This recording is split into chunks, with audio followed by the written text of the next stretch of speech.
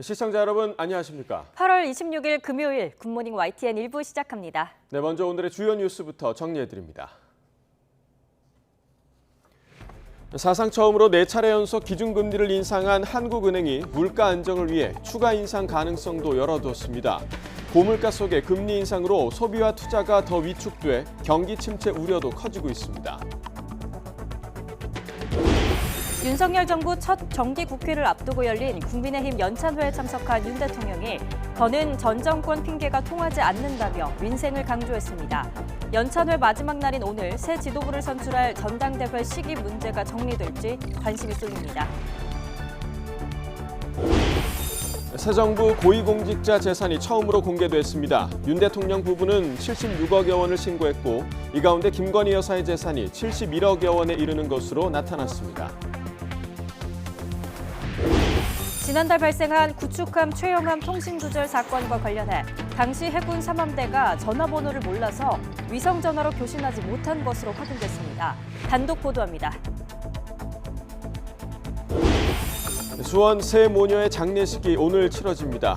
정부의 복지 사각지대 발굴 시스템을 통해 고위험군으로 분류되더라도 절반가량은 지원받지 못하고 있어 이런 비극이 되풀이되지 않도록 대책 마련이 시급한 것으로 나타났습니다. 서울시립 납골당에서 유족에게 알리지 않은 채 사진과 편지를 치웠다는 제보가 들어왔습니다. 장마철 습기 때문에 곰팡이가 생긴다는 이유인데 유족들은 분통을 터뜨리고 있습니다. 한국수력원자원이 3조 원 규모의 이집트 원전 건설 사업을 수주했습니다. 대규모 원전 수주는 13년 만으로 중동에 이어 아프리카 원전 시장에 진입한 건 이번이 처음입니다. 미국이 우크라이나의 단일 지원으로는 역대 최대인 4조 원 규모의 군사 지원 계획을 발표하자 러시아가 군 병력을 크게 증강하기로 했습니다. 개전 6개월이 지난 우크라이나 전쟁 장기화 우려가 더욱 커지고 있습니다.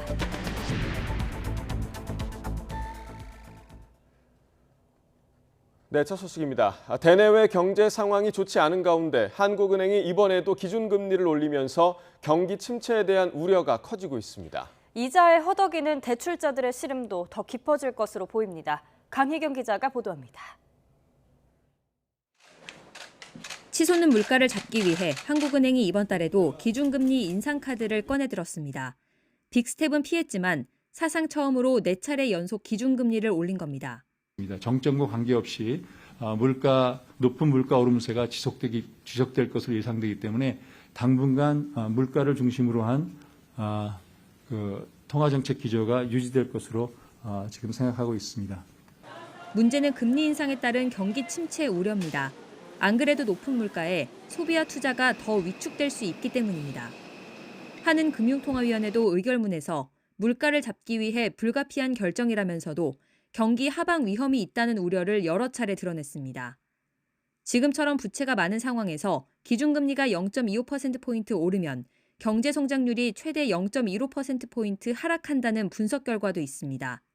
올해 경제 성장률 전망치는 이미 2.7%에서 2.6%로 하향 조정됐습니다.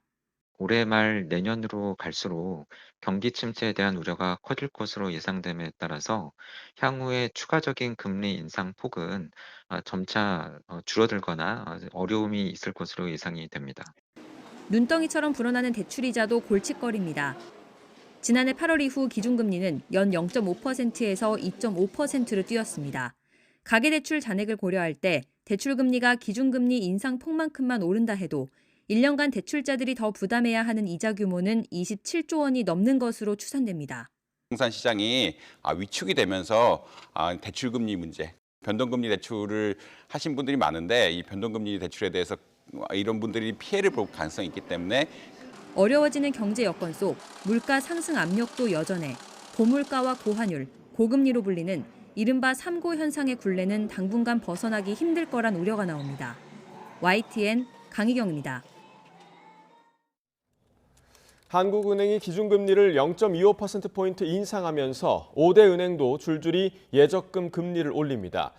KB국민은행은 오는 29일부터 정기예금 16종과 적립식 예금 11종의 금리를 인상한다고 밝혔습니다. 신한은행도 같은 날 예적금 38종 상품의 기본금리를 최대 0.4%포인트 인상합니다. 우리은행은 오늘부터 21개 정기예금과 26개 적금금리를 최대 0.5%포인트 인상하고 하나은행도 26개 수신상품 금리를 최대 0.3%포인트 올립니다. NH농협은행은 오는 29일부터 거치식 예금 금리는 0.25%포인트, 적립식 예금 금리는 0.25에서 0.4%포인트 올리기로 했습니다.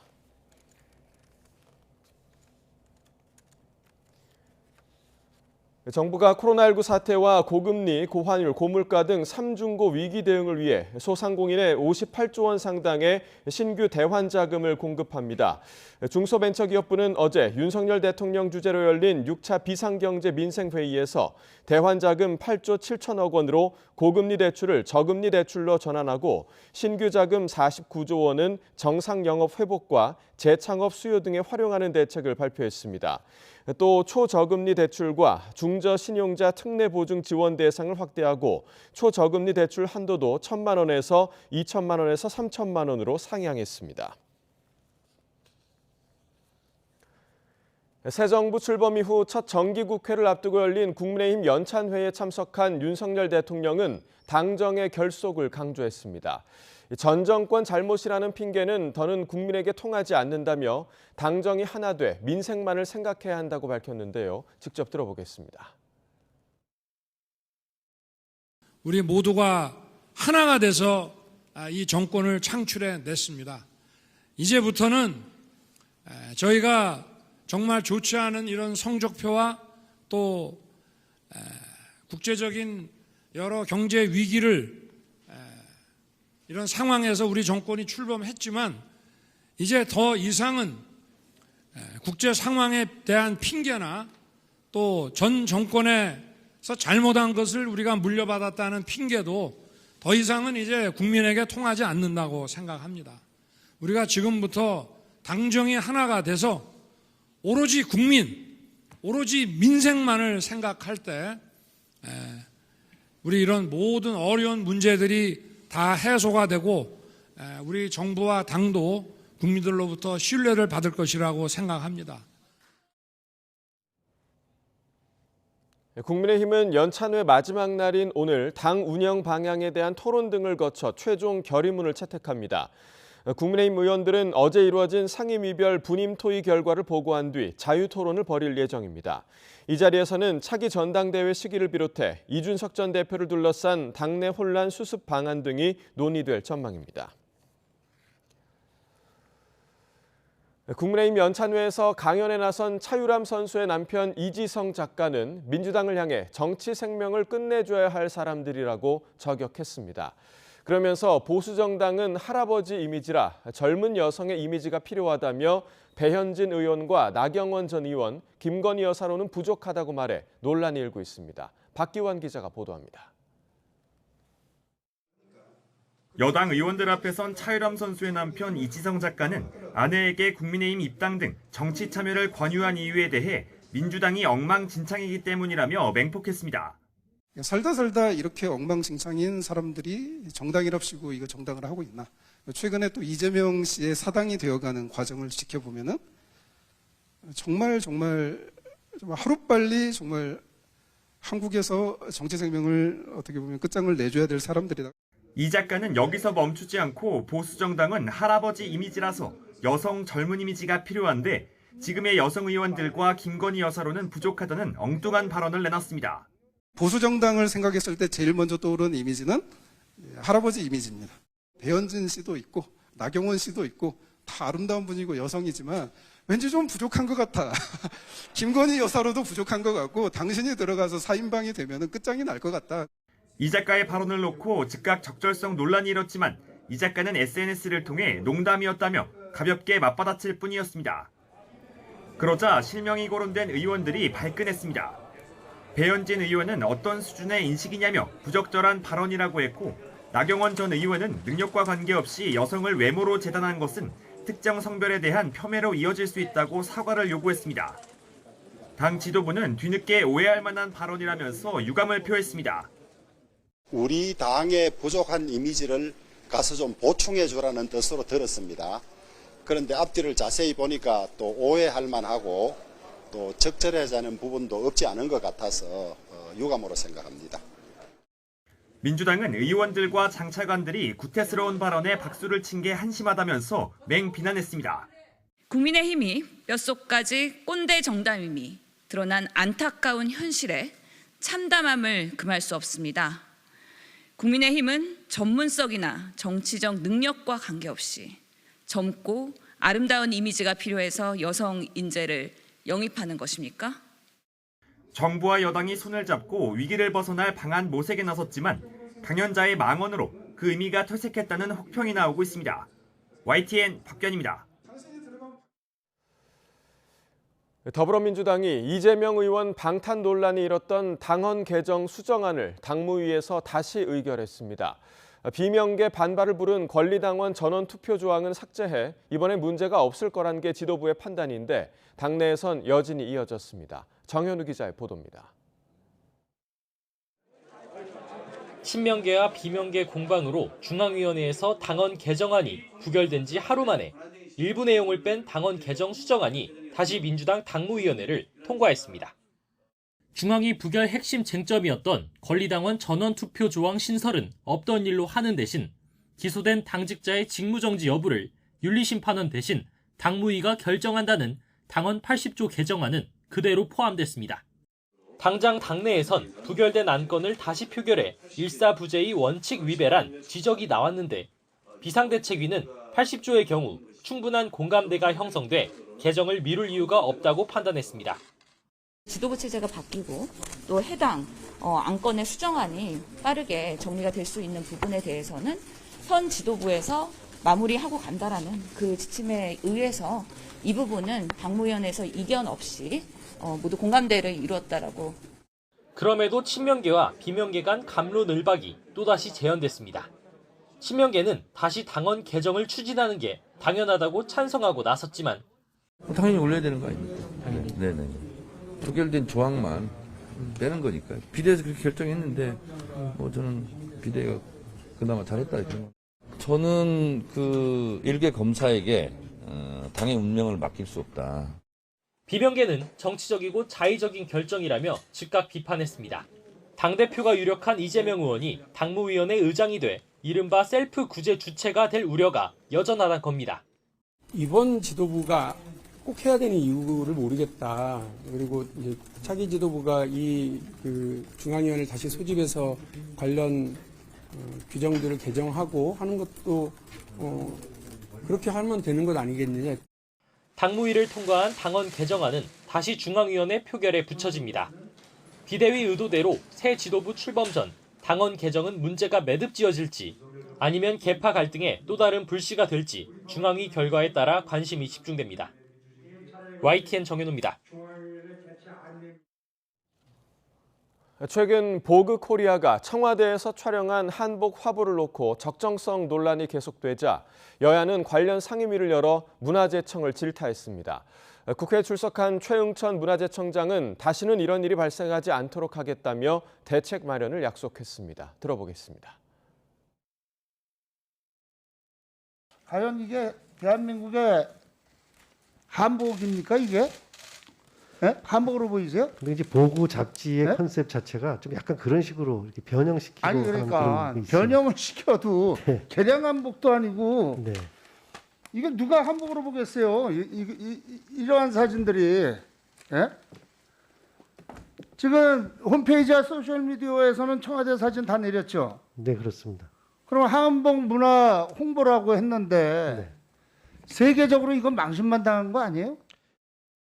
청와대 개방을 하고 난 이후에 청와대라는 역사적인 공간의 위험에 대해서 우리가 어떻게 지킬 것인가에 대한 그 책임이 문화재청뿐만 아니라 문체부 전체에 있는 것은 장관님도 알고 계시지요? 네. 예, 청와대를 국민께 개방한 그 본래 취지가 훼손되지 않도록 잘 관리해 주시길 바라고요.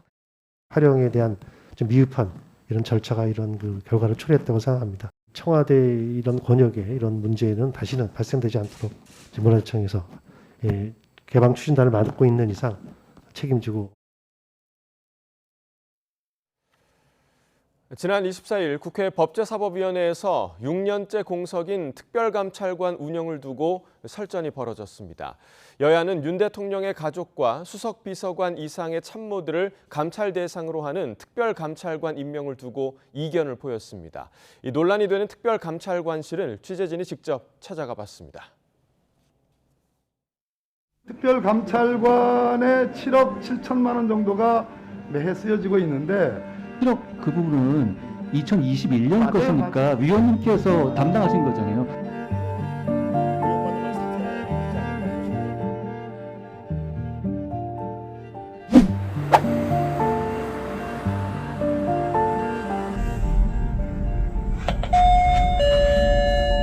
저 YTN에서 나온 특별감찰관실 운영이 어떻게 되고 있는지 여쭤보려고.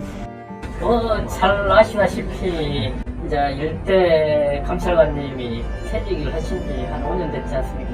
그 조직을 관리하고 있는 정도만 하고 있습니다. 특별히 활동, 감찰 활동에서 저녁을 하는 인력도 없고, 인력들은 다 복귀했고, 또 자체 채용 인력들은 다 퇴직하셨고, 지금 이제 법이 이제 규정이 되기 때문에 그 조직을 간신히 유지하고 있는 딱 그겁니다. 관리 유지 기능만 지금 하고 있는. 파견 공무원 2분하고 그다음에 그 자체 채용 인력 감독해가지고 세 분 있습니다.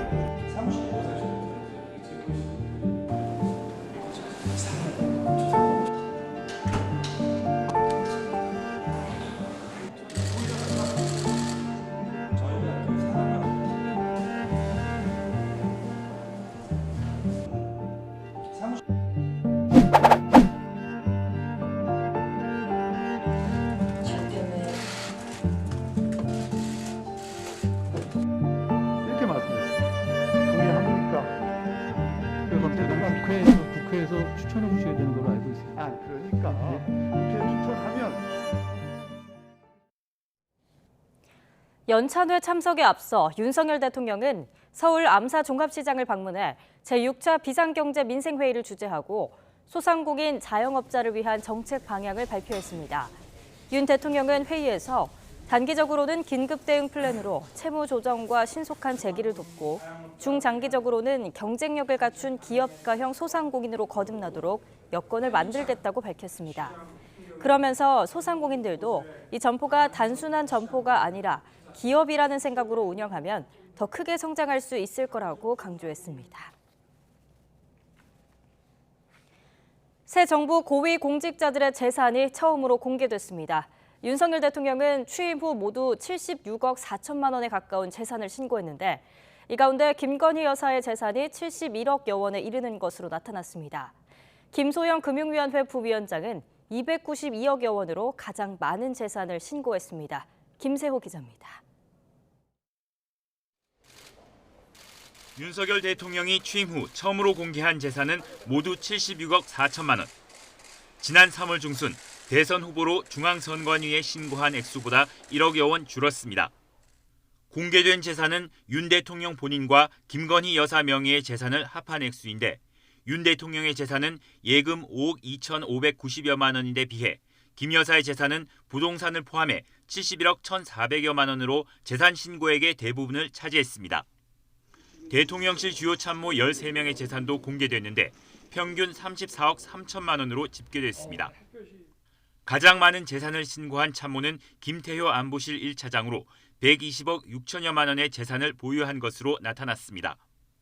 주요 재산 내역으로는 본인 명의의 아파트와 해외 배우자 명의 아파트, 서울 시내 소재한 상가 등이었습니다. 김태효 1차장은 이번에 공개된 고위공직자 재산 순위에서도 3위를 기록했습니다. 이어 안상훈 사회수석이 64억 4천만 원, 김성한 국가안보실장이 51억 7천만 원, 김대기 비서실장이 48억 1천만 원을 각각 신고했습니다. 새 정부 출범 첫 달에 임명된 장차관급 공직자의 평균 재산은 46억 원이었습니다. 이 가운데 한덕수 국무총리는 85억 원을 신고했는데 예금액이 51억 8천만 원으로 대부분을 차지했습니다. 또 김소영 금융위원회 부위원장은 총 보유재산 292억 499만 원을 신고해 이번에 공개된 윤석열 정부의 고위공직자 가운데 재산이 가장 많았습니다. 이 밖에 문재인 전 대통령은 지난 5월 기준 25억 6천만 원의 재산을 신고했는데 예금 자산이 8억 원 늘었습니다. 문 전 대통령은 예금액이 증가한 건 경남 양산시 매곡동 토지와 주택의 매매, 근로소득 등에 따른 것이라고 신고했습니다. YTN 김세호입니다. 윤석열 대통령 부인 김건희 여사의 허위 경력 의혹을 수사하는 경찰이 불송치, 즉 사건을 자체 종결하는 쪽으로 방침을 세운 거로 전해졌습니다. 공소시효가 지나 처벌할 수 없다는 건데 경찰이 최근 김 여사 관련 사건을 잇따라 무혐의 처분한 상황과 맞물리면서 논란도 이어지고 있습니다. 강민경 기자입니다. 지난해 말 대선 전국 당시 김건희 여사가 과거 허위 경력을 기재하고 대학 교수로 임용됐다는 의혹이 제기됐습니다. 김 씨는 당시 YTN 취재진에게 돋보이고 싶은 욕심 때문이었다고 해명했고 파문이 커지자 기자회견까지 자청해서 고개를 숙였지만 논란은 가라앉지 않았습니다. 일과 학업을 함께하는 과정에서 제 잘못이 있었습니다. 잘 보이려 경력을 부풀리고 잘못 적은 것도 있었습니다. 당시 시민단체들은 사기와 사문서 위조 행사, 업무방해 혐의 등으로 김 여사를 고발했습니다. 이후 반년 넘게 김 여사의 허위 경력 의혹을 수사한 경찰은 최근 불송치 쪽에 무게를 두고 수사를 마무리하는 단계인 걸로 확인됐습니다. 경찰은 우선 고발된 혐의들 대부분 공소시효가 지났다고 보고 있습니다. 김 여사가 허위 경력을 쓰고 일자리를 얻었다고 알려진 첫 사례는 2001년, 마지막은 2014년입니다. 그런데 형법상 사문서 위조와 업무방해 등 혐의의 공소시효는 7년이라 처벌 자체가 불가능하다는 겁니다. 시민단체들 역시 공소시효 문제 때문에 형법상 공소시효가 10년인 사기 혐의로도 김 여사를 고발한 상태입니다.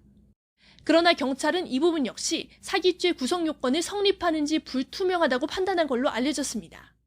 허위로 부풀린 경력이 일부에 불과해서 대학 측을 속이려는 분명한 의도가 있었는지, 실제 채용에 중요한 요소로 작용했는지 등이 확실치 않다는 겁니다. 이에 따라 경찰은 이르면 다음 주쯤 김 여사의 허위 경력 의혹 사건을 공소권 없음으로 종결할 걸로 보입니다. 이외에도 경찰은 최근 김 여사가 관련된 사건들을 잇따라 불송치 결정으로 매듭짓고 있습니다. 김 여사가 기자를 매수하려 했다며 공직선거법과 정치자금법 위반, 업무상 횡령 등 혐의로 고발당한 이른바 7시간 녹취록 사건들도 불송치하기로 했습니다. 김 여사가 모친과 공모해서 사문서를 위조했다는 혐의 역시 이미 증거 불충분으로 종결했습니다. 잇따른 불송치 결론에 야권 등에서는 경찰이 봐주기 수사를 하는 거 아니냐는 의혹도 제기되는 상황. 김 여사를 고발한 시민단체들 역시 경찰 결정에 불복해서 속속 의의 신청을 하면서 김 여사를 둘러싼 논란은 쉽게 가라앉지 않을 전망입니다. YTN 강민경입니다. 경기도 법인카드를 유용한 의혹을 받는 김혜경 씨의 수행비서 배모 씨가 구속 갈림길에 섰습니다. 경찰은 배 씨가 2천만 원을 유용한 거로 판단했는데 이재명 의원 측은 김혜경 씨와 직접 관련된 건 180만 원뿐이라고 선을 긋고 있습니다. 액수보단 김혜경 씨가 법인카드 유용을 지시했느냐가 핵심입니다. 정인용 기자입니다. 김혜경 씨의 수행비서인 배모 씨에게 적용된 혐의는 업무상 배임과 공직선거법 위반입니다. 먼저 배 씨는 지난 2018년 7월부터 3년 넘게 김혜경 씨의 의전을 담당하며 법인카드로 음식값 등을 결제, 경기도에 손해를 끼친 혐의를 받습니다. 가격이 근데 12만 원 넘는다고 하면 그래도 시켜요? 아니면 어떻게 할까요? 12만 원치 잘라달라고 그래요. 경기도 자체 감사를 통해 알려진 800만 원 정도보다 2배가 넘는 2천만 원 규모입니다. 이재명 의원 측은 배 씨가 김 씨에게 직접 전달했다고 한 음식값은 180만 원 뿐이었고 이마저도 돌려줬다고 반박하고 있습니다. 경찰 조사에서는 사모님이 알면 큰일 난다는 내용의 배 씨 문자를 근거로 김 씨의 직접 지시 의혹을 부인한 걸로 전해졌습니다. 이 전쟁터로 끌려 나온 그 가족들 생각하면 내가 왜 여기까지 왔을까 이런 생각을 할 때도 있습니다. 하지만 경찰은 김 씨가 지시했거나 오랜 기간 암묵적으로 승인했을 걸로 보고 김 씨에게 배임 교사 혐의를 적용하는 쪽으로 무게를 두고 있습니다. 배 씨는 지난 대선 기간 김 씨의 사적 지시를 수행하지 않았다고 주장해 허위 사실을 공표한 혐의도 받습니다. 또 지난해 대선 경선 기간 민주당 관련 인사 3명에게 식사를 제공한 혐의도 있는데 이 자리에 김혜경 씨가 동석했기 때문에 두 사람 모두에게 공직선거법 위반 혐의를 적용하는 방안도 검토하고 있습니다. 이런 거 하나씩 해주고 먹고 당일 3명 거 플러스 지금 수원 3명 먹은 거 그거 합쳐서 그걸로 너 긁어서 그것만 나오게 해서 초고령 영수증 받고. 이에 대해 이재명 의원 측은 김혜경 씨 몫은 선거카드로 결제했고 나머지는 김 씨 모르게 결제된 것이라고 해명하고 있습니다. 경찰은 오는 30일 배 씨 구속영장 실질심사 결과를 본 뒤 김 씨 혐의에 대해 결론을 내고 사건을 검찰에 넘길 방침입니다. YTN 정인용입니다.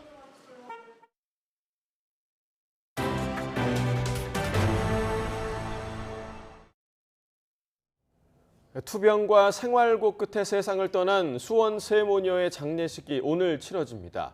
세 모녀의 시신은 발인을 마친 뒤 수원시 연화장에서 화장될 예정입니다. 앞서 어제 열린 수원중앙병원에서 추모식이 거행됐고 빈소에는 조문의 발길이 이어졌습니다.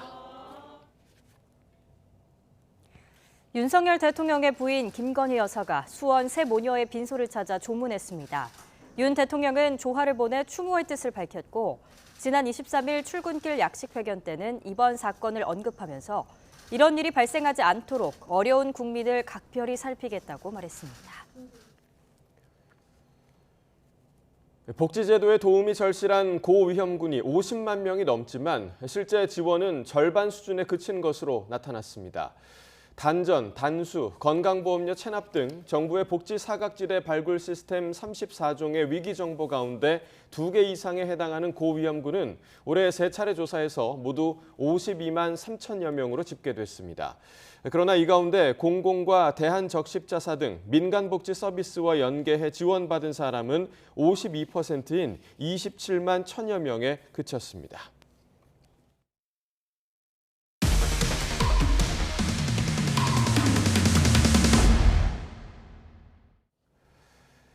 지난달 초 해군 구축함 최영함이 3시간 넘게 통신이 두절된 일이 알려지며 군 기강 해이 문제가 지적됐었죠. YTN 취재 결과 당시 군 위성 전화로 교신이 가능한 상태였는데 어처구니 없게도 전화번호를 몰라서 교신에 실패했던 거로 확인됐습니다. 신준명 기자의 단독 보도입니다. 해군의 4,400톤급 구축함 최영함입니다. 해군 작전사령부 제7기동전단 소속으로 제주 해군기지에 배치돼 있는데 지난달 5일 태풍을 피해 전남 흑산도 인근 서해상에 이동해 있던 중 문제가 발생했습니다. 인공위성 음영지대에 진입하면서 주 통신이 끊긴 겁니다. 해군 측은 최영함이 위성 음영지대에서 통신회선을 주 통신에서 보조 통신 채널로 전환하지 않아 두절됐다고 설명했습니다. 하지만 YTN 취재 결과 또 다른 통신 수단인 군 위성 전화로 통신이 가능한 상황이었는데도 교신하지 못했던 것으로 드러났습니다. 함정 교신에는 해상작전 위성통신 체계라고 부르는 주통신과 군 위성 통신 체계라는 보조 통신 외에도 인터넷 전화, 군 위성 전화 등 다양한 채널이 사용됩니다. 최영함과의 주통신이 끊긴 걸 파악한 시점은 새벽 0시 47분. 해군 3함대는 매뉴얼에 따라 보조 통신 등 가용한 통신망을 총동원해 교신을 시도했습니다. 군 위성 전화도 사용했는데 문제는 최신화되지 않은 잘못된 전화번호로 계속 전화를 걸었던 겁니다. 2시간여 뒤 3함대로부터 통신 두절 상황을 보고받은 해군 작전사령부도 주통신과 보조통신 등을 이용한 교신에 실패했습니다. 그러다 뒤늦게 군 위성 전화번호를 확인해 다시 전화를 걸어 교신에 성공했습니다. 결국 3함대가 최영함의 전화번호를 최신화하지 않은 탓에 통신 두절 사태가 3시간 넘게 이어진 겁니다. 이에 대해 해군 관계자는 군기강 해이, 근무 태만 문제라며 재발 방지를 위해 군기강 확립, 교육훈련 강화, 음영구역에 대한 구조적 문제점 개선 등 대책을 수립해 시행하겠다고 밝혔습니다. 앞서 최영함 통신 두절 사건은 상황 발생 당시 국방부 장관과 합참의장에게 정식 보고되지 않았던 사실이 뒤늦게 드러나 보고 누락 논란까지 불거지기도 했습니다. YTN 신준명입니다. 한국수력원자력이 3조 원 규모의 이집트 엘다바 원전 건설 사업을 수주했습니다. 대규모 원전 사업 수주는 2009년 아랍에미리트 바라카 원전 이후 13년 만이며 윤석열 정부 출범 이후 첫 수주 성과입니다. 또 중동에 이어 아프리카 원전 시장에 처음 진입한 것으로 현재 원전 건설을 추진 중인 체코, 폴란드 등이 발주하는 대규모 사업의 수주에도 긍정적으로 작용할 거로 기대됩니다. 이와 관련해 윤석열 대통령은 대한민국 원전의 우수한 기술력과 안전성, 공급망이 입증됐다고 밝혔습니다. 윤 대통령은 페이스북 메시지에서 이번 계약이 어려움을 겪는 원전 생태계를 복원하는 데 큰 힘이 될 것이라 믿는다며 이같이 강조했습니다. 이어 자신부터 발로 뛰면서 세계 최고 수준인 우리의 우수한 원전을 알리겠다면서 원전 산업이 국가 핵심 산업으로 성장할 수 있도록 지원을 아끼지 않겠다고 덧붙였습니다. 대형 시멘트 업체들이 유연탄 가격 상승에 환율까지 올랐다며 시멘트 가격 인상을 통보하자 레미콘 업계가 반발하고 나섰습니다. 중소 레미콘 업체 대표 700여 명은 비상대책위원회를 만들어 규탄 대회를 열고 인상 계획 철회를 요구했는데요. 직접 들어보시죠. 금년 2월 17에서 19%의 인상에 이어 또다시 9월 기습적으로 시멘트 가격을 12%에서 12% 인상한다고 일방적으로 통보를 해왔습니다. 금년에만 33에서 35%를 인상하는 것입니다.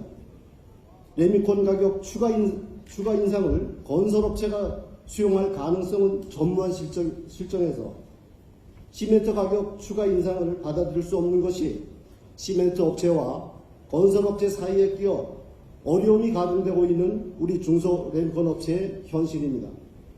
일방적인 시멘트 가격 인상 즉각 철회하라! 철회하라! 철회하라! 철회하라! 철회하라! 철회하라!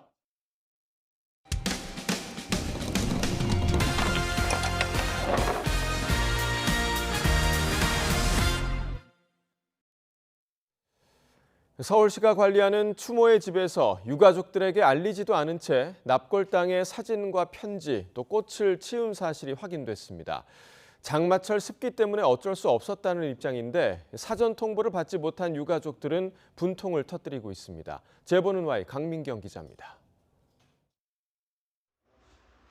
종이 상자와 마대에 가득 담긴 사진과 편지들. 고인을 추억할 수 있는 흔적들이 한데 섞여 찾기조차 힘듭니다. 최근 어머니를 이곳에 모신 A씨는 납골당을 찾아갔다가 큰 충격을 받았습니다. 고인의 사진은 훼손됐고 정성스레 붙여둔 조화와 편지는 흔적도 없이 사라졌기 때문입니다. 고인 사진이었어요. 근데 그게 땅바닥에 정말 나뭇잎, 낙엽 이렇게 진짜 돌아다니듯이 그렇게 허무하게 돌아다니는 거 보고 그거조차도 누가 손으로 뜯은 것 마냥 훼손이 되어 있었고 납골당 앞엔 습기 때문에 꽃을 치웠다는 안내문만 붙어 있습니다.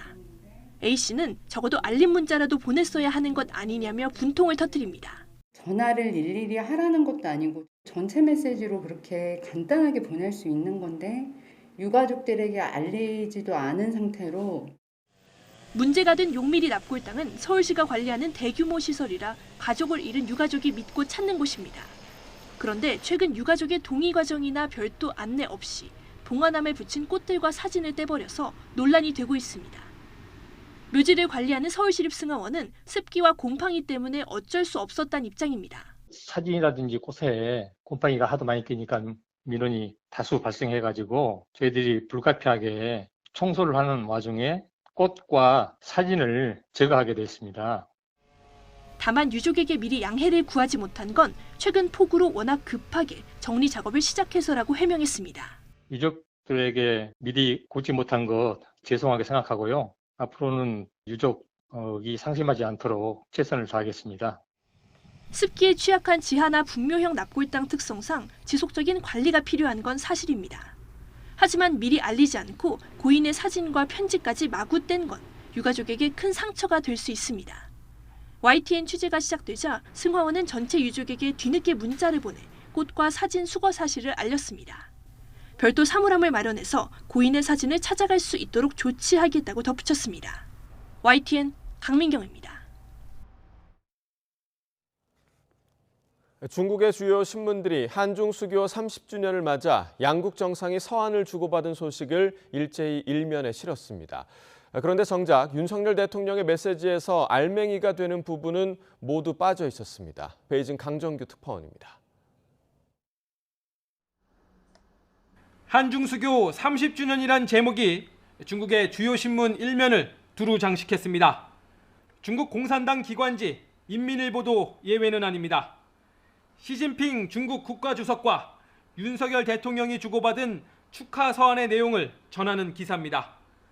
그러나 정작 윤 대통령의 메시지에서 알맹이가 되는 부분을 모두 빠뜨렸습니다. 먼저 시 주석과 대면 정상회담을 요구한 이 발언 보이지 않습니다. 미래 30년 한중 관계의 발전을 위해 주석님을 직접 뵙고 협의할 수 있기를 기대합니다. 시 주석의 방한은 지난 2014년이 처음이자 마지막인데 그 뒤로 우리 대통령은 세 차례나 중국을 방문했습니다. 그런데도 시 주석은 윤 대통령의 취임식 때 왕치산 부주석을 보내 또 방중 초청을 했습니다. 윤 대통령은 시 주석의 방한을 역지 않았지만 당시에도 인민일보는 이 내용을 싣지 않았습니다. 외교 결례 논란까지 불거진 시 주석의 답방 문제뿐만 아닙니다. 북핵 문제 해결을 위해 중국의 건설적인 역할을 바란다는 당부도 온데간데 없습니다. 대신 사드나 치포 등에 대한 견제 메시지로 읽히는 시 주석의 서한 내용을 부각했습니다. 中韩双方以建交30周年为新起点，把握大势，排除干扰。 결국 자신들이 듣고 싶고 알리고 싶은 소식만 골라서 전한 중국 관영지들. 그 행간에서 수교 30주년과 우리나라에 대한 인식을 엿볼 수 있습니다. 베이징에서 YTN 강정규입니다. 러시아가 군 병력 규모를 현재 약 101만 명에서 내년부터 약 115만 명으로 늘린다고 로이터, 리아노보스티 통신이 현지 시각 25일 보도했습니다. 블라디미르 푸틴 러시아 대통령은 이날 군 병력을 기존보다 13만 7천 명이 많은 115만 628명으로 정하는 내용의 대통령령에 서명했습니다. 개정 대통령령은 내년 1월 1일에 발효됩니다. 러시아는 개전 초기 20만 명에 가까운 병력을 동원하고도 우크라이나 수도 키이우 점령에 실패한 뒤 남부와 동부 전선에 집중하고 있지만 최근 2개월 가까이 두드러진 전과를 거두지 못하고 있습니다. 바다거북은 서식지 파괴와 환경오염 등으로 개체수가 줄어 전 세계적으로 보호받는 동물입니다. 우리나라도 바다거북 보호와 개체수 증가를 위한 노력을 하고 있는데요. 이번에 제주에서 바다거북 6마리가 방류돼 바다로 돌아갔습니다. 고재형 기자가 다녀왔습니다. 모래 위에 놓인 바다거북이 바다를 향해 힘차게 기어갑니다. 이번에 방류된 바다거북은 모두 6마리. 혼액되거나 다쳐 구조된 뒤 치료받은 푸른 바다거북과 붉은 바다거북 등 3마리와 인공 부화로 태어난 메부리 바다거북 3마리입니다. 바다거북 방류 행사는 해양생물 보호를 위해 지난 2017년부터 제주 중문색달 해변에서 매년 이어져 오고 있습니다. 이번 방류 행사는 국제적인 멸종위기종이자 해양보호생물인 바다거북의 보호를 위해서 개최하게 되었습니다. 중문색달해변은 지난 2007년 국내에서 마지막으로 바다거북의 산란이 확인된 곳으로 방류된 바다거북이 서식지인 태평양으로 돌아가기가 쉽습니다. 바다거북 등에는 위치 추적 장치를 달아 이동 경로 등 소중한 생태 정보를 알 수 있습니다. 지난 2020년 방류된 어린 푸른 바다거북 1마리가 베트남 동쪽 해안까지 이동해 정착한 게 확인되기도 했습니다. 전 세계적으로 서식하는 바다거북은 7종으로 환경오염과 서식지 파괴 등으로 모두 멸종위기에 있습니다. 우리나라는 국내 연안에 서식하는 5종을 해양보호생물로 지정해 보호하고 바다거북 개체수를 늘리기 위한 인공증식 연구도 꾸준히 하고 있습니다. 아쿠아리움에서 번식한 바다거북을 국내 해수욕장에서 이제 방류를 하게 되면 그 바다거북들이 저희 산란장, 그러니까 국내 산란장으로 돌아올 수 있는 가능성이 있습니다. 다만 방류된 바다거북 중 국내에서 산란한 경우는 아직 없습니다. 방류한 바다거북이 다시 우리나라 해변으로 돌아와 산란하는 것이 방류 행사의 목적인 만큼 서식지 환경을 조성하는 것이 중요해졌습니다. YTN 고재영입니다. 오늘은 구름 사이로 볕이 내리쬐며 기온이 크게 오르겠습니다. 어제 서울 기온은 24도로 한낮에도 선선했지만 오늘은 29도까지 오르는 등 이맘때 수준의 낮더위를 보이겠는데요. 하루 사이 기온 변화가 심한 만큼 건강관리도 잘해주셔야겠습니다. 오늘은 하늘에 구름이 많이 지나겠습니다. 아침까지 중부와 전남 서해안 쪽에는 빗방울이 떨어지는 곳이 있겠고요. 내륙을 중심으로는 안개까지 짙게 끼겠습니다. 출근길 교통안전에 각별히 유의하셔야겠습니다. 현재 기온 살펴보겠습니다. 현재 서울 기온은 20.5도, 대전은 17.3도, 대구는 22도를 보이고 있습니다. 낮 기온은 예년 수준을 보이겠는데요. 오늘 서울의 한낮 기온은 29도까지 오르겠고요. 대전은 28도, 광주와 대구도 29도 선까지 오르겠습니다. 주말인 내일은 다시 맑은 하늘이 되찾겠고 예년보다 선선한 날씨가 이어지겠습니다. 지금까지 날씨 정보였습니다. 윤석열 정부 첫 정기국회를 앞두고 열린 국민의힘 연찬회에 참석한 윤 대통령이 더는 전 정권 핑계가 통하지 않는다며 민생을 강조했습니다. 연찬회 마지막 날인 오늘 새 지도부를 선출할 전당대회 시기 문제가 정리될지 관심이 쏠립니다. 사상 처음으로 4차례 연속 기준금리를 인상한 한국은행이 물가 안정을 위해 추가 인상 가능성도 열어뒀습니다. 금리 인상으로 소비와 투자가 더 위축될 거로 보여 경기 침체 우려도 커지고 있습니다.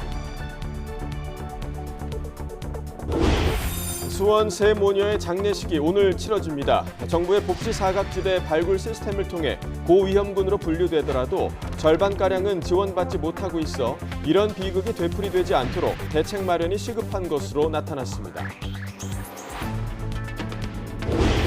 지난달 발생한 구축함 최영함 통신두절 사건과 관련해 당시 해군 3함대가 전화번호를 몰라서 위성전화로 교신하지 못한 거로 확인됐습니다. 단독 보도합니다. 한국수력원자력이 3조 원 규모의 이집트 원전 건설 사업을 수주했습니다. 대규모 원전 수주는 13년 만으로 중동에 이어 아프리카 원전 시장에 진입한 건 이번이 처음입니다. 코로나19 재유행 진정 기미 속에 어젯밤 9시까지 잠정 집계된 신규 확진자는 9만 6천여 명으로 4주 만에 10만 명 아래로 떨어졌습니다. 위중증과 사망자 규모는 계속 늘고 있지만 면역 저하자의 4차 접종률은 저조한 거로 나타났습니다. 국민의힘이 윤석열 정부 첫 정기국회를 앞두고 1박 2일 일정으로 연찬회를 열었습니다.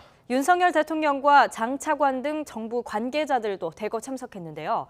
윤 대통령은 전 정부 핑계는 더 이상 안 된다며 정부 여당의 결속을 강조했습니다. 김경수 기자입니다.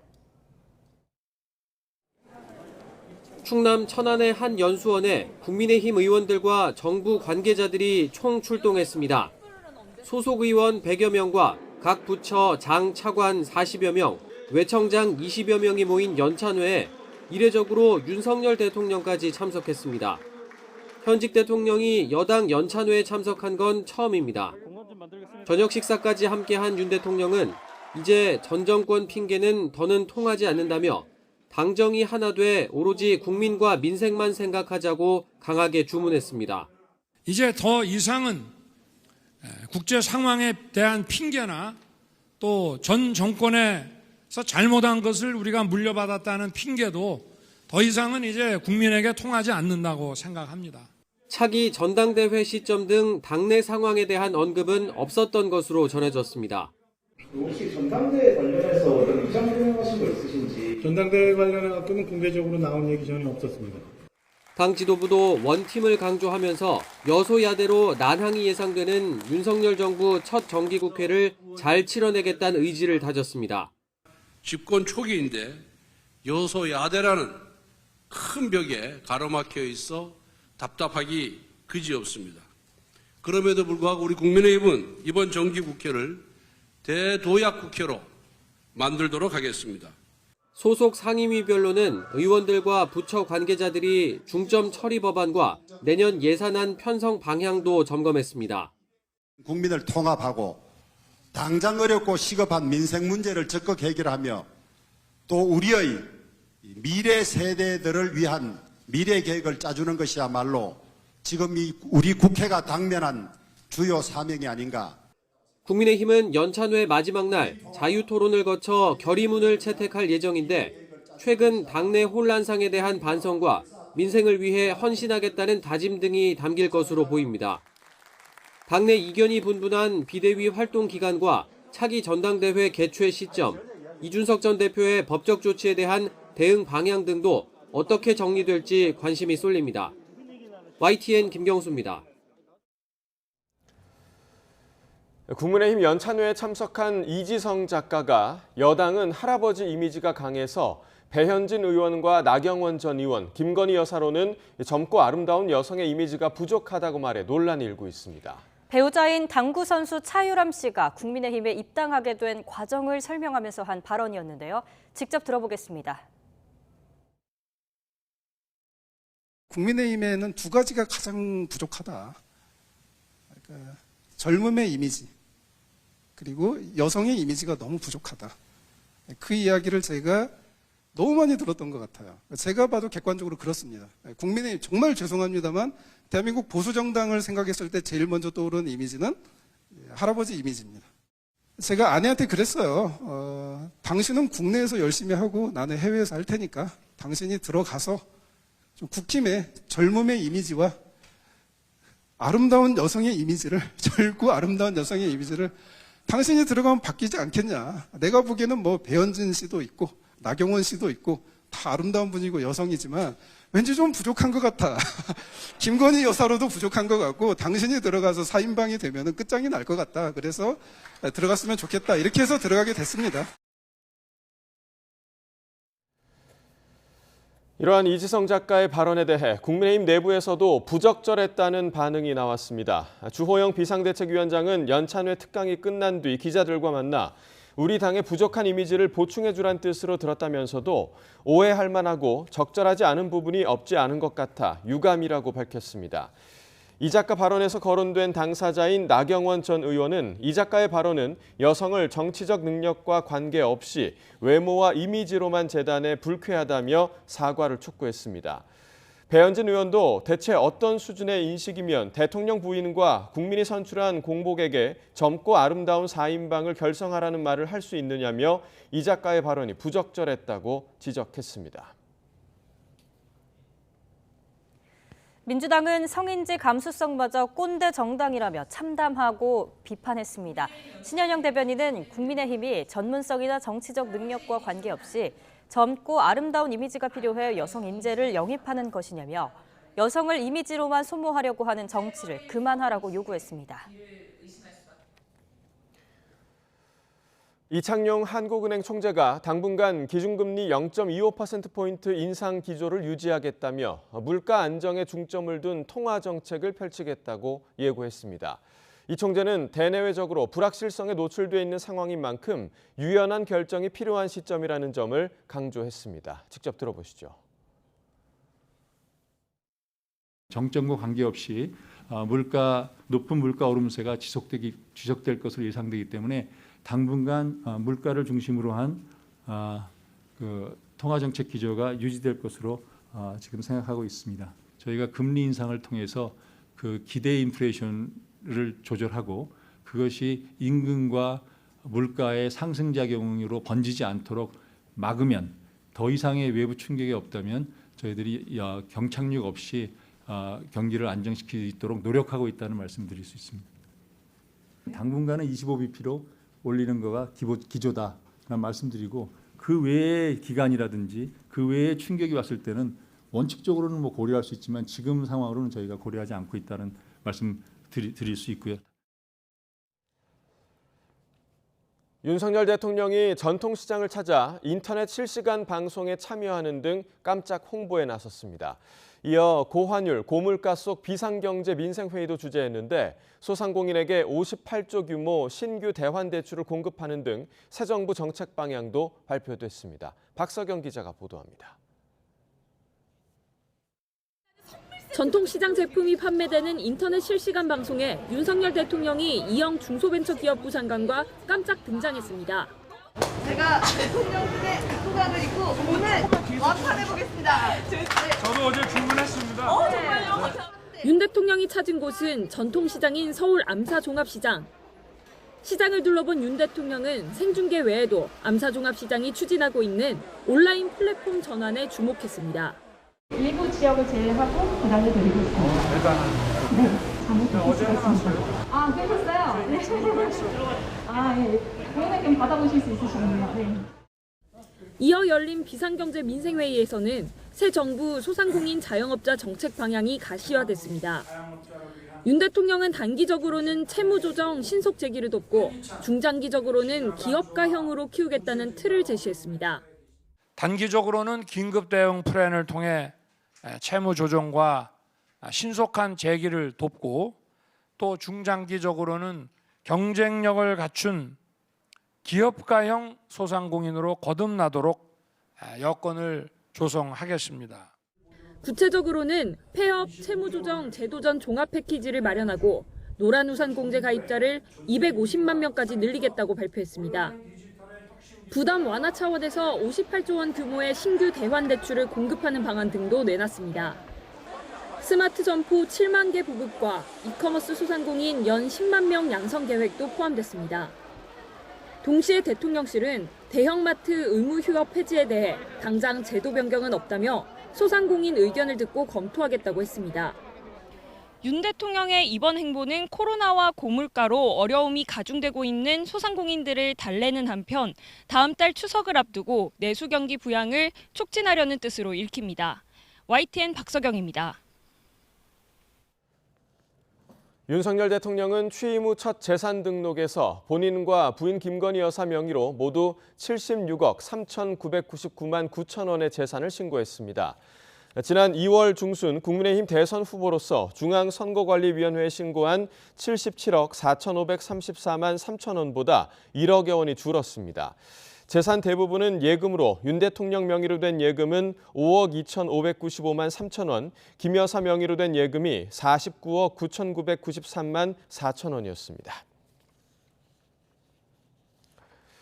대통령실 참모들은 평균 34억 3천만 원의 재산을 신고했습니다. 정부공직자윤리위원회는 지난 5월 임명된 고위공직자의 재산 등록 사항을 공개하면서 윤석열 대통령을 제외한 대통령실 참모진 13명의 재산 현황을 이같이 집계했습니다. 13명 가운데 재산이 가장 많은 참모는 120억 6,465만 원을 신고한 김태효 안보실 1차장이었습니다. 문재인 전 대통령은 지난 5월 기준 25억 6천만 원의 재산을 신고했습니다. 퇴임 전인 지난해 말 기준 21억 9천만 원보다 3억 7천만 원이 늘었습니다. 문 전 대통령의 예금은 12억 원으로 지난해 말 대비 8억 원 가까이 늘었는데 문 전 대통령은 매곡동 토지, 주택 매매, 근로소득에 따른 것이라고 신고했습니다. 문 전 대통령 내외가 소유한 건물 가액은 35억 8천만 원으로 10억 원 가까이 늘었고 토지 가액은 4억 1천만 원으로 7천만 원 정도 줄었습니다.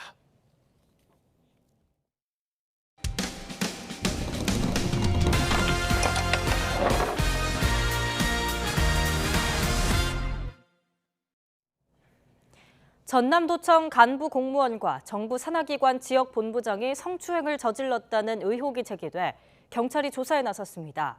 피해자는 단골 손님들로부터 수개월 동안 성희롱 발언과 성추행을 당했다며 고소장을 제출했습니다. 오선열 기자입니다.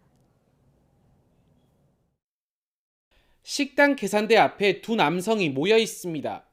50대 남성 A씨가 계산하는 여성을 손으로 찌르고 옆으로 다가가자 여성은 밀치는 듯한 모습을 보입니다. 흰색 옷을 입은 70대 남성 B씨는 여성 하반신을 두세 차례 찌르듯이 만지고 A씨가 그 사이로 다시 끼어듭니다. 갑자기 이 서 있다가 엉덩이를 한번 탁 때리더만 다시 한번 그 밑으로 손을 넣어가지고 그래서 되겠어 이러더만 자기가 엉덩이로 다시 자기 엉덩이를 돌려가지고 또 아래다가 비비는 거예요. 그래서 제가 밀었어요. 화가 난 여성은 경찰에 신고하고 A씨를 식당 밖으로 데리고 나가 항의합니다. 다시 식당으로 들어온 A씨는 다른 손님들과도 시비가 붙어 식당이 난장판으로 변했습니다. 갑자기 욕을 하면서 저희들한테 반말하고 욕하고 피해 여성분이 손을 바들바들 떠는뜨고 막 울고 막 이런 그런 상황이었어요. 피해 여성은 코로나19 영업 규제로 한때 문을 닫거나 경제적 어려움을 겪고 있었기에 단골 손님인 A씨 일행의 성희롱 발언이나 신체적 접촉을 참아왔습니다. 하지만 지속적인 추행이 결국 식당 문을 닫고 안정제까지 복용하고 있습니다. 암흑이었어요. 이제 9시 영업제한까지 걸리니까 직원도 없이 혼자 하죠. 그러다 보니 이제 이 사람들은 왕이 돼버린 거예요. 그러면서 이게 막 그 엉덩이도 때리고 이런 상황이 오는 거예요. 은행에 이자, 원금 이런 게 이제 달달이 맞춰나 다 시간들이 너무 비참했죠. 그걸. 피해 여성은 지난달 A씨와 B씨를 모욕죄와 성추행 혐의로 경찰에 고소장을 접수했습니다. 알고 보니 A씨는 전남도청 현직 간부 공무원, B씨는 전남도청에서 퇴임 후 농림축산식품부 산하공공기관 지역본부장을 지내고 있었습니다. B씨는 취재진에게 술에 취해 기억이 나지 않는다고 밝혔습니다. 하지만 A씨는 재작년부터 해당 식당을 다녔던 B씨와 달리 자신은 올해 초부터 다녔다며 피해 여성에게 신체적 접촉이나 성희롱 발언은 하지 않았다고 호소했습니다. 난 올 2월 달에 합류를 해갖고 한 달 하더만 갔는데 그런 적도 한 번도 없었어요. 좀 그 액션을 이제 하셨죠. 진실 밝히기 위해서 이렇게 지금 몇 편을 선임하고. 최근 피해자 조사를 마친 경찰은 A씨 일행에 대해 강제추행 혐의로 본격적인 조사에 나섰습니다. YTN 오승열입니다. 술에 취해 택시기사를 폭행한 혐의로 재판에 넘겨진 이용구 전 법무부 차관이 1심에서 유죄를 선고받았지만 실형은 피했습니다. 재판부는 이 전 차관이 운전자를 폭행한 것은 물론 가벼운 형을 받기 위해 증거인멸을 부추긴 것 역시 죄질이 나쁘다고 지적했습니다. 홍민기 기자입니다. 이용구 전 법무부 차관은 지난 2020년 11월 6일 술을 마시고 집으로 돌아가기 위해 택시에 탔습니다. 그런데 택시가 서초구 자택 근처에 도착하자 다짜고짜 택시기사를 폭행하기 시작했습니다. 너 뭐야? 택시기사야, 택시기사. 얘기하지 말라고. 네? 신고할게. 폭행 직후 기사에게 합의금 1,000만 원을 준 뒤 폭행 장면이 담긴 영상을 삭제해달라며 증거인멸을 부탁하기도 했습니다. 전화상으로 제가 뒤에서 기사님이 와서 문 열고 깨우는 과정에서 멱살을 잡혔다고 그러면 안 돼요. 이렇게 얘기를 해. 이 전 차관은 관련 의혹이 불거지며 차관직에서 물러났고 결국 재수사도 진행됐습니다. 검찰은 당시 택시가 하차를 위해 잠시 정지했을 뿐 운전 중인 상태였다고 보고 이 전 차관을 특정범죄 가중처벌법상 운전자 폭행과 증거인멸 교사 혐의로 기소했습니다. 이 전 차관은 그동안 운전자 폭행 혐의는 인정했지만 삭제한 동영상은 임시 파일에 불과하다며 증거인멸 교사 혐의는 부인해왔습니다. 사건 발생 1년 9개월 만에 법원은 이 전 차관에게 징역 6개월에 집행유예 2년을 선고했습니다. 재판부는 먼저 잠시 멈춘 택시 안에서 술에 취했다는 이유로 기사를 폭행한 것은 교통사고를 유발해 다른 사람을 위험하게 할 수 있다며 이 전 차관의 죄가 가볍지 않다고 지적했습니다. 또 합의 명목으로 동영상을 지워달라고 하고 허위 진술을 유도한 것은 운전자 폭행이 아닌 단순 폭행으로 처벌될 수 있도록 증거인멸을 교사했다고 볼 여지가 충분하다고 덧붙였습니다. 다만 피해가 중하지 않고 용서도 받았다는 점을 양형에 고려했다고 설명했습니다. 선고 결과에 대해서 한 말씀 부탁드리겠습니다. 네, 변호사님들하고 상의하겠습니다.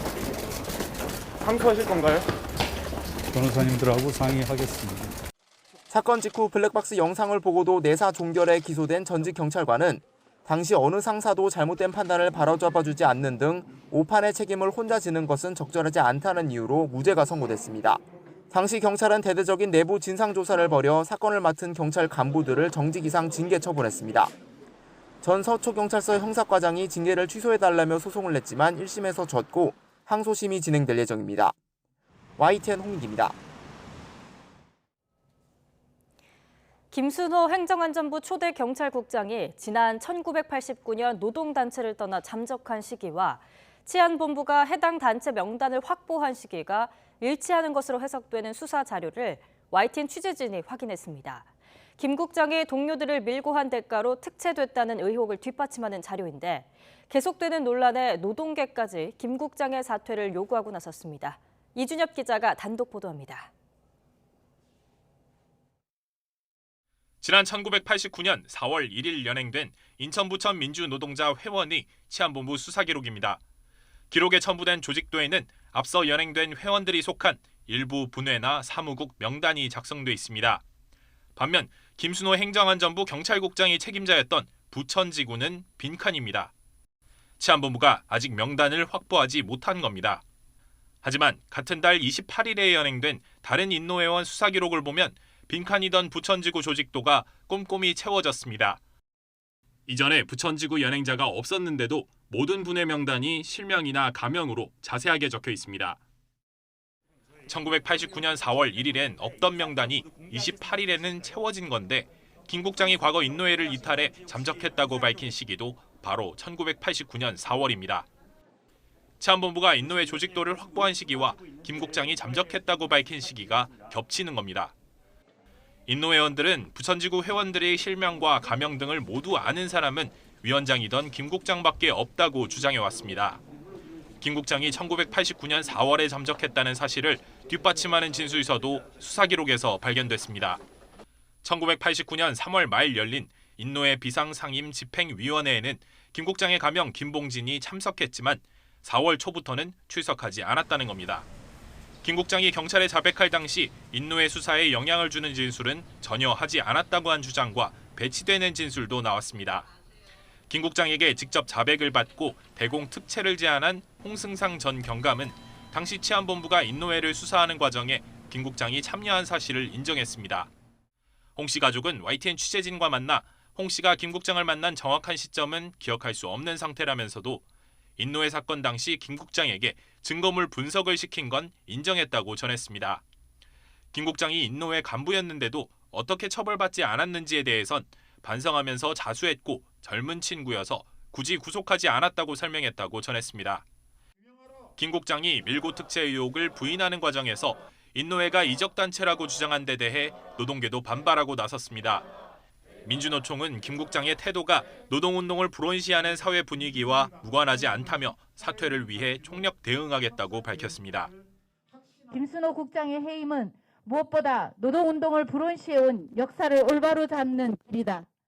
김 국장은 앞서 YTN과의 인터뷰에서 인노회 수사가 거의 마무리된 7월쯤 서울 홍제동 대공분실에 찾아가 자백했다고 주장했습니다. 하지만 YTN 취재진이 수사 기록을 확인한 뒤에는 관련 질문에 묵묵부답으로 일관하고 있습니다. YTN 이준엽입니다. 한국수력원자력이 3조 원 규모의 이집트 원전 건설 프로젝트를 수주했습니다. 13년 만에 대규모 원전 건설을 따낸 건데 일감이 줄어든 국내 원전 생태계 복원을 위한 돌파구로 주목됩니다. 이동우 기자가 취재했습니다. 한국수력원자력이 이집트 엘다바 원전 건설 프로젝트에 참여하게 됐습니다. 전체 39조 원 규모의 이 프로젝트는 이집트 원자력청이 발주하고 러시아 AS 이사가 수주한 1200메가와트급 원전 4기 건설 사업입니다. 한수원은 이 가운데 기자재 공급과 터빈 건물 시공 등 3조 원짜리 계약을 체결했습니다. 엘다바 원전 사업은 UAE 원전 수출 이후 13년 만에 이룬 조 단위의 대규모 해외 원전 건설 사업입니다. 지난 2009년 UAE 바라카 원전 건설 사업 이후 두 번째인 대규모 원전 수출은 탈원전 정책으로 일감이 줄어든 국내 원전 생태계 복원에 크게 기여할 것으로 전망됩니다.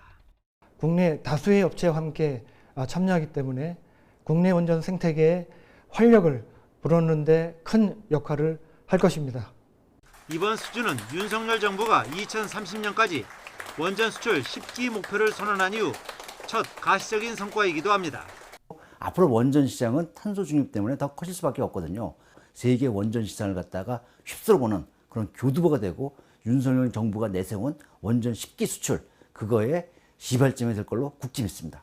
한국의 원전 산업은 세계 최저 수준의 건설 단가와 탄탄한 공급망을 바탕으로 높은 평가를 받고 있습니다. 정부는 현재 체코와 폴란드, 영국, 사우디 등 8개 나라의 원전 수출을 타진하고 있습니다. YTN 이동우입니다. 미국의 인플레이션 감축법에 따라 한국산 전기차는 보조금 혜택을 받지 못하게 되면서 10만 대씩 수출 차질을 빚을 것으로 예상됩니다. 현대차를 실망시키지 않겠다던 바이든 대통령의 방한때 다짐과는 다른 정책인데 정부는 산업부 장관의 방미를 추진하고 WTO 제소 가능성을 언급하며 부랴부랴 대응에 나섰습니다. 권남기 기자입니다. It's great to be here to announce the more than $10 billion in new investment in American manufacturing. So Chairman Chung, thank you again for choosing the United States. We will not let you down. 이런 다짐은 단 석 달 만에 뒤집혔습니다.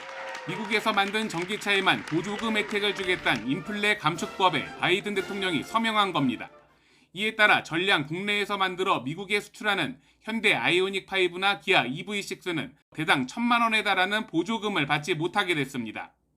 테슬라나 포드 같은 미국산 전기차의 가격 경쟁력에서 밀려 판매량 급감은 불가피합니다.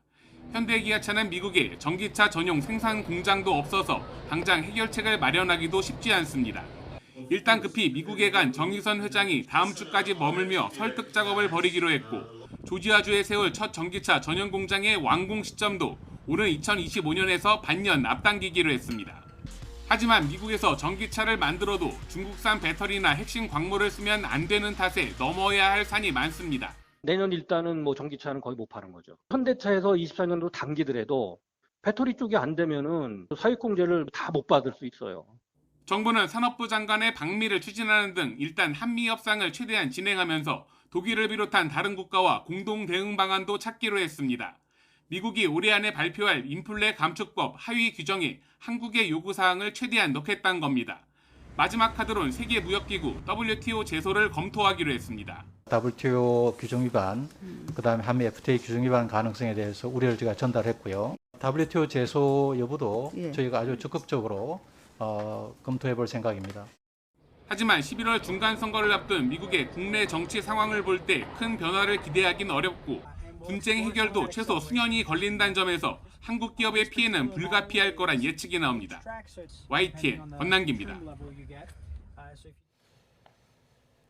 미국의 올해 2분기 성장률이 당초 발표보다 상향 조정됐지만 기술적 경기 침체 범위에서는 벗어나지 못했습니다. 미국 상무부는 올해 2분기 국내 총생산 GDP 증가율이 연율 마이너스 0.6%로 집계됐다고 잠정치를 발표했습니다.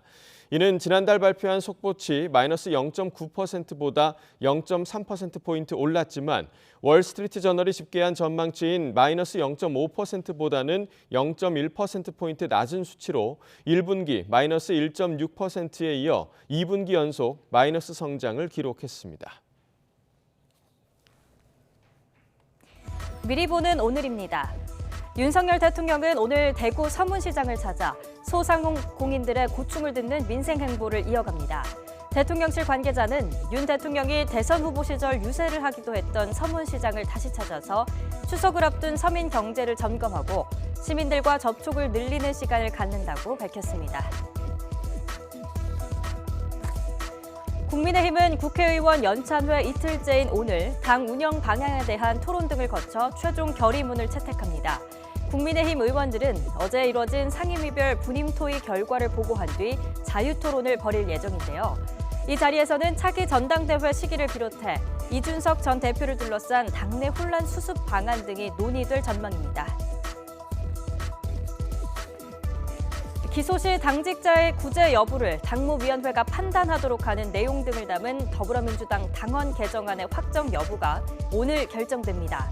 민주당은 오늘 오전 10시부터 중앙위원회를 소집해서 당원 개정안에 대한 온라인 투표를 시작하고 오후 3시쯤 결과를 발표할 예정입니다. 데니얼 크리튼브링크 미국 국무부 동아시아 태평양 담당 차관보가 2박 3일 일정으로 한국을 방문했습니다. 크리튼브링크 차관보는 어제 저녁 인천공항을 통해 입국하면서 취재진과 만나 한국에 다시 오게 돼 기쁘다며 생산적인 협의를 기대하고 있고 한국 측 동료들과 긴밀히 협의할 수 있는 기회에 감사하다고 말했습니다.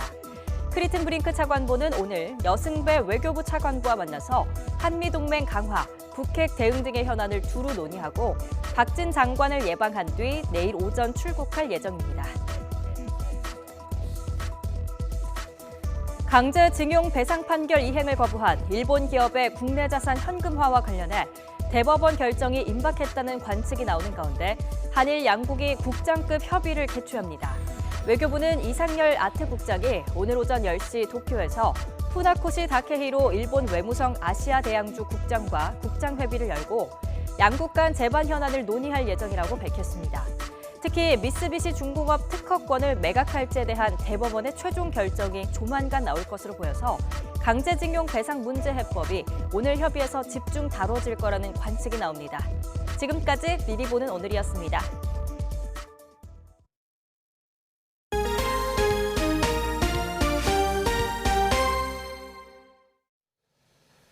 구축함 최영암 통신두절 사건과 관련해 당시 군 위성 전화로 교신이 가능했는데도 해군 3함대가 최신 전화번호를 몰라서 교신에 실패했던 것으로 드러났습니다. 더불어민주당 김병주 의원실에 해군이 보고한 내용을 보면 해군 3함대는 지난달 5일 새벽 0시 47분 최영함의 통신두절을 파악하고 보조통신 등 가용한 통신망을 총동원해 교신을 시도했습니다. 이 과정에서 군 위성 전화도 사용했는데 최영함의 최신 위성 전화번호를 몰라 잘못된 전화번호로 전화를 걸어 교신에 실패했습니다. 2시간여 뒤 3함대로부터 통신두절 상황을 보고받은 해군 작전사령부도 주통신과 보조통신 등을 이용한 교신에는 실패했지만 최영함의 최신 위성 전화번호를 확인한 뒤 전화를 걸어 뒤늦게 교신에 성공했습니다. 북한 인권 문제를 다루는 범정부 협의체인 북한인권정책협의회가 2년 3개월 만에 열렸습니다. 회의를 주재한 김기웅 통일부 차관은 북한 인권 문제는 민족의 일원인 북한 주민의 문제이면서 북한인권법 2조에도 나와 있듯이 정부의 기본적 책무라며 정부는 북한인권법 이행을 국정과제로 설정하고 추진하고 있다고 설명했습니다. 그러나 북한인권법이 지난 2016년 시행된 이후 현재까지 실질적 이행기구인 북한인권재단 출범이 지연되고 있고 북한인권증진자문위원회도 공백 상태에 있다는 점을 언급했습니다. 북한이 코로나19 종식을 공식 선언한 지 보름 만에 북중 접경 지역인 양강도에서 의심 환자 4명이 발생했다고 밝혔습니다. 이들이 실제로 코로나19에 확진됐는지 등은 추가로 발표될 가능성이 있는데 북한에서도 재유행이 시작되는 건지 관심이 쏠립니다. 홍주혜 기자입니다. 지난 10일 악성 전염병, 즉 코로나19 위기가 완전히 해소됐다고 공식 선언한 북한. 자연스레 방역 등급도 최대 비상 방역 체계에서 긴장 강화된 정상 방역 체계로 낮췄습니다. 당 중앙위원회와 공화국 정부를 대표하여 역내에 유입되었던 신형 코로나 비루스를 박멸하고 인민들의 생명 건강을 보호하기 위한 최대 비상 방역전에서의 승리를 쟁취하였음을 선포합니다. 그러나 보름 뒤 북한은 양강도에서 최근 악성 전염병으로 의심되는 발열 환자가 4명 발생했다고 발표했습니다. 환자 발생 지역을 봉쇄하고 의심 환자들을 대상으로 발병 원인을 규명하기 위한 검사를 진행하고 있습니다. 환자가 나온 양강도는 압록강과 두만강을 경계로 중국과 맞닿아 있는 접경 지역입니다. 때문에 남측의 대북 전단이 바이러스 전파 원인이라는 기존 주장을 북한이 이번에도 되풀이하긴 쉽지 않아 보입니다. 북중 국경 지역으로서 강폭이 좁기 때문에 과거 경제 사례에서 그 밀무역을 통한 장만에 성행한 지역이기 때문에 아마 사람을 통해서 유입 가능성 이것을 배제할 수 없다고 전망합니다. 이에 따라 북한이 북중과 남북 접경 지역에서 통제와 단속을 더 강화할 거란 관측이 나옵니다. 동시에 주민들을 상대로 전염병에 대한 경각심도 계속 높일 것으로 보입니다. 설마가 아니라 만일이라는 자세에서 세계적으로 악성 전염병이 완전히 정식될 때까지 해이와 방심을 철저히 경계하고 방역 규율과 질서를 자각적으로 엄격히 지켜야 합니다. 통일부 당국자는 언제든 북한 내에서 재유행이 발생하는 건 배제할 수 없는 상황이라고 평가했습니다. 그러면서 우리 정부의 보건 방역 협력 제안은 여전히 유효하다며 북한이 호응한다면 즉시 협력할 의사가 있다고 강조했습니다. YTN 홍주혜입니다. 미국이 우크라이나에 4조 원 규모의 군사 지원 계획을 발표하자 푸틴 러시아 대통령은 군병력을 대대적으로 증강시키라고 지시했습니다. 이러한 양측의 움직임은 장기전을 준비하는 것이어서 전쟁이 쉽게 끝나지 않을 거로 우려되고 있습니다. 김진호 기자입니다. 우크라이나 독립기념일인 지난 24일 미국은 단일 지원으로는 역대 최대인 군사 지원 계획을 발표했습니다. 미국은 4조 원 규모인 이번 계획이 우크라이나의 중장기 방어 시스템 구축을 위한 것이라고 강조했습니다. Representing a multi-year investment in critical defense capabilities. This package is about building enduring strength for Ukraine as it continues to defend its sovereignty in the face of Russian aggression. 하루 뒤 러시아가 군 병력 규모를 현재 약 101만 명에서 내년부터 약 115만 명으로 늘린다고 발표했습니다. 푸틴 러시아 대통령은 군 병력을 기존보다 13만 7천 명 많은 115만 628명으로 정하는 내용의 대통령령에 서명했습니다.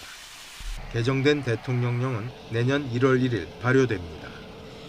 2018년 1월 1일 발효된 기존 대통령령에 규정된 군 병력은 징집병과 계약병을 합쳐 101만 3천여 명입니다. 개정 대통령령에는 증원에 대비해 예산을 확보하는 내용도 포함됐습니다. 러시아는 개전 초기 20만 명에 가까운 병력을 동원하고도 우크라이나 수도 키이우 점령에 실패했습니다. 그 뒤 남부와 동부 전선에 집중하고 있지만 최근 2개월 가까이 두드러진 전과를 거두지 못했고 사상자도 늘고 있습니다.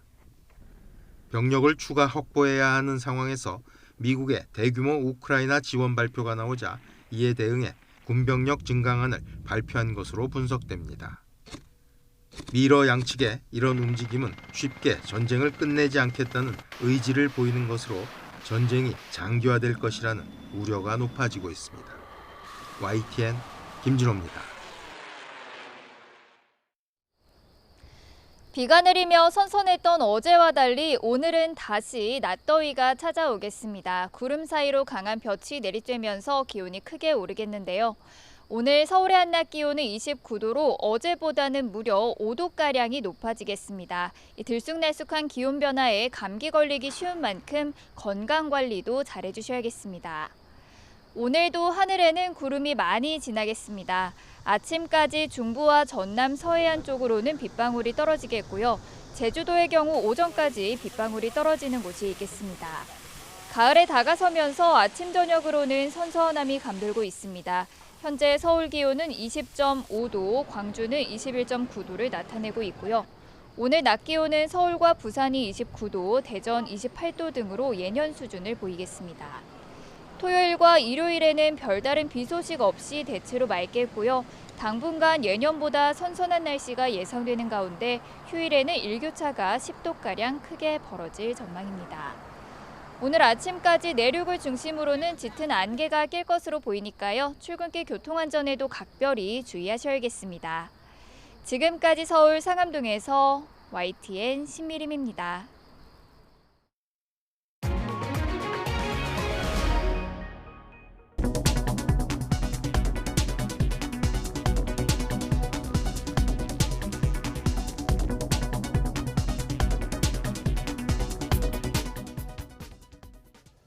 네, 이상으로 굿모닝 YTN 1부를 마칩니다. 잠시 후 2부가 이어집니다. 시청해주신 여러분 고맙습니다.